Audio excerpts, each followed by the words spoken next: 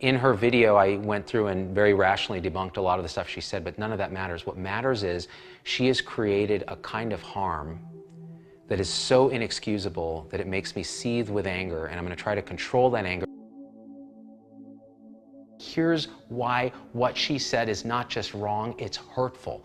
We have staff that are there losing patients they're trying to save to a disease nobody understands yet, and she's calling them murderers. This woman who comes from Florida gets hazard pay as part of crucial staffing solely with an agenda to do this expose so she can get views. This is someone who's anti-vaccine, who spouts conspiracy theories on her website, and she comes in and does this inexcusable act to people who actually care.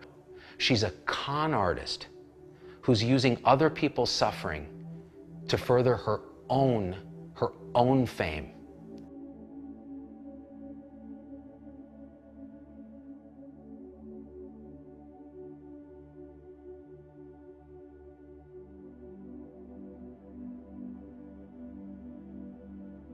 Hospital called Elmhurst, where we were hearing reports that very bad things were happening. Well, there is a nurse that, a very talented nurse in Florida, that decided to go up and help up in New York, and went up to New York and got placed inside of the Elmhurst Hospital. While she was there, what she saw was so disturbing that she took it upon herself to wear a hidden camera and bring in a recording device so that she could capture some of what she was seeing there.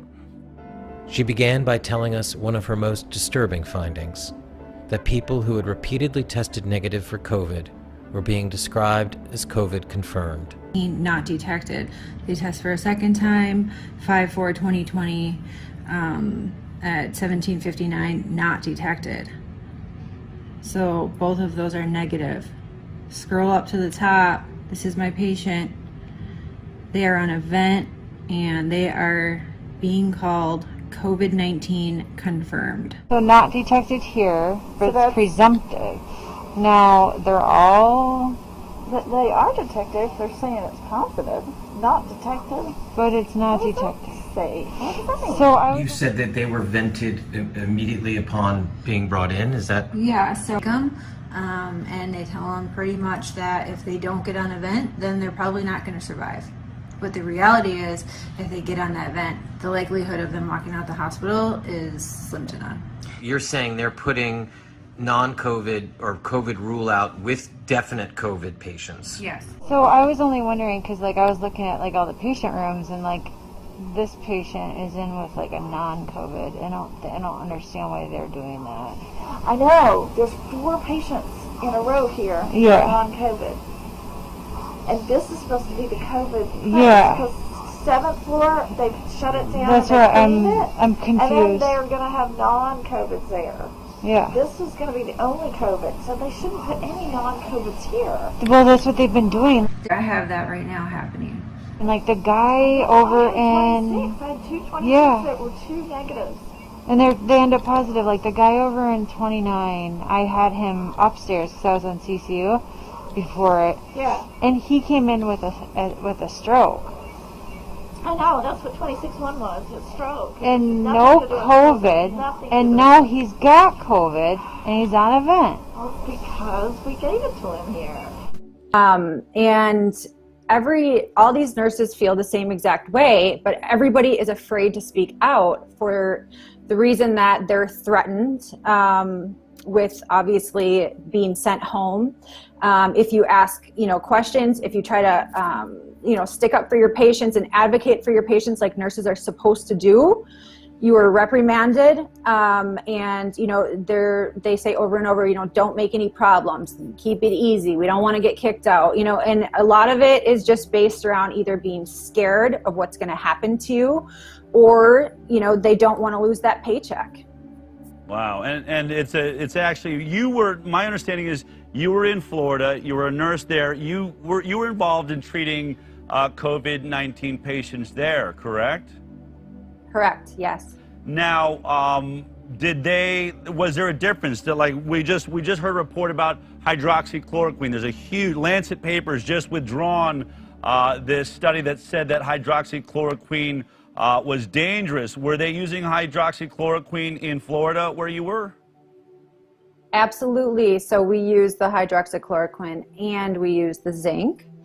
And when I arrived in New York, I found out very quickly that that was totally off limits.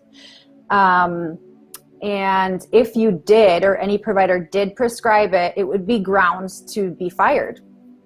Where was that coming from? How high up did that go?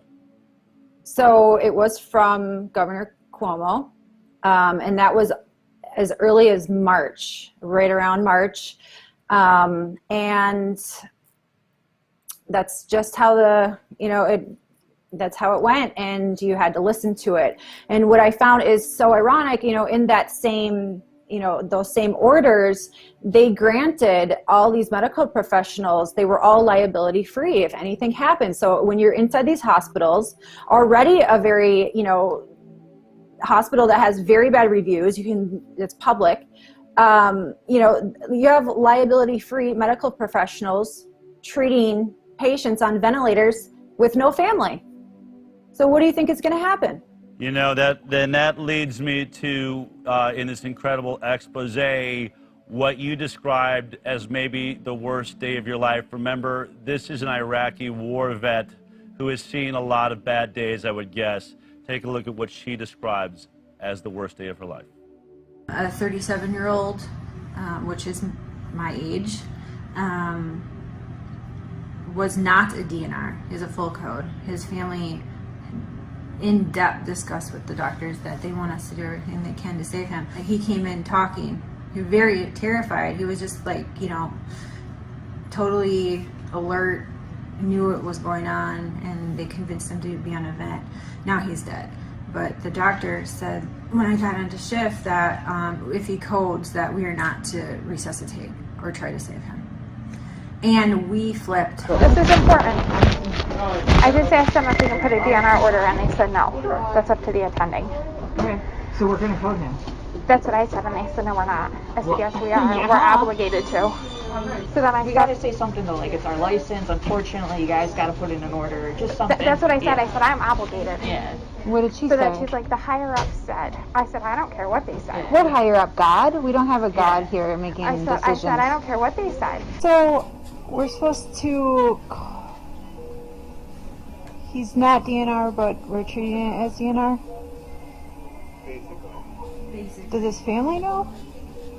Well, Elmhurst does have a policy, given like a COVID policy, given the scarcity of dialysis and blood. It can be a chem code, it can be whatever. That it's not, it's a difference. Normally the standard is whatever the family says, like we just do. So if they would say code him for 5 years, like we just do that until they die. It's a little bit different now because of the new policy in place with Dr. in place, which is that you don't need full family, you can just tell someone that it's medically futile and that we're not willing to just pour blood and resources into something that would be impossible to get back. But look, he's 37. All I can think about is that at least he knows that we were fighting for him when he died. Aaron, we hear that the victims of COVID-19 tend to be over the age of 65 and suffering from other life-threatening illnesses. What you are describing and talking about, this is a 37-year-old man, correct? Yes. And as a nurse, it seemed, look, I understand there are scenarios where, you can't resuscitate or it really wouldn't make sense. Someone is so far gone. But can you tell me what it was like to be hearing that and going through this over a young man with his whole life ahead of him, a family that is unable to visit and see how he's doing? You're the only person representing that family in that moment, are you not? I mean, he's all that we had,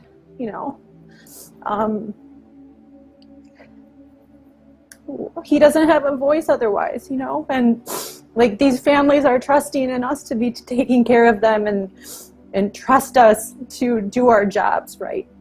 And if they don't have a good nurse, they really don't have a chance at all.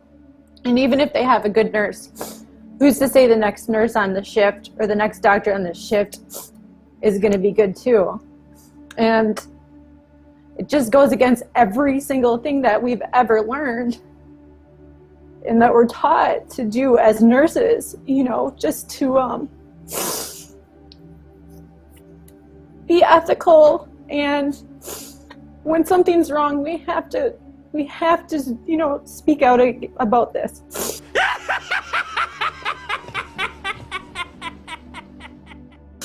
I am literally telling you that they're murdering these people, and nobody will listen to me. And they all know what's happening. They all agree with me, and they all just shake their heads, and I'm like, am I the only one who is not a sociopath? The guys are like, my patient's going acidotic. We need to do something about this before his kidneys shut down, you know, give him some bicarb or something like that. And this is what they do. They let the patient's blood get acidotic. So anyways, kidneys shut down, and at the last minute, they finally decide to run bicarb. So they run 5 liters of bicarb into a person who's gained 20 pounds of water weight and completely throw him into heart failure, and he dies several hours later. COVID didn't kill that guy. I mean, he was a COVID patient. I mean, every single patient I've taken care of, guys, is a COVID patient. What I need is someone to help me save these people from being killed, from gross negligence and complete medical mismanagement. And no one is listening to me. And thank you for holding this hearing. I just want to start out, I didn't think I'd have to say this, but I want to register my offense at the ranking member's opening statement. I was discredited as a politician. I am a physician and a man of science. I have done nothing but commit myself to scientific truth and the care of patients. And to hear that I'm here because of a political angle, I am not a politician, I'm a physician. I want to start out by saying that I'm not speaking as an individual, I'm speaking on behalf of the organization that I'm a part of. We are a group of some of the most highly published physicians in the world. We have near 2,000 peer-reviewed publications among us, led by Professor Paul Marik, who's our intellectual leader. We came together early on in the pandemic, and all we have sought is to review the world's literature on every facet of this disease, trying to develop effective protocols. You just mentioned that I was here in May, and I touted, I wouldn't say touted, I recommended that it was critical that we use corticosteroids in this disease, when all of the national and international healthcare organizations said we cannot use those. That turned out to be a life-saving recommendation. Everything has been about novel and/or expensive pharmaceutically engineered drugs, things like tocilizumab and remdesivir and monoclonal antibodies and vaccines. We have 100 years of medicine development. We know we are expert in all the medicines we use, and I do not know of a task force that has been focused on repurposed drugs.